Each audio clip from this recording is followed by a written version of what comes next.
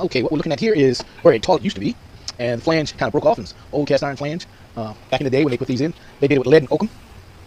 But today, when we go to repair this, we are not going to use lead and oakum anymore. Now you can see, voila, here's the new cast iron toilet flange.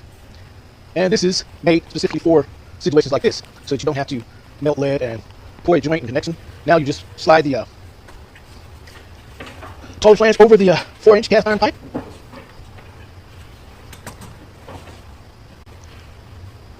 And make sure you get it in nice and solid. And once we get to where we want it, we will start cranking down on the bolts on top. You see right there? When these bolts are cranked down on with the socket wrench, it will pull one half of the flange from the bottom up, causing the rubber, the black rubber that you see right there, to start expanding and squeezing and sealing real tight to the side and grabbing the cast iron pipe. And right here you see this is a 7/16 that we're using.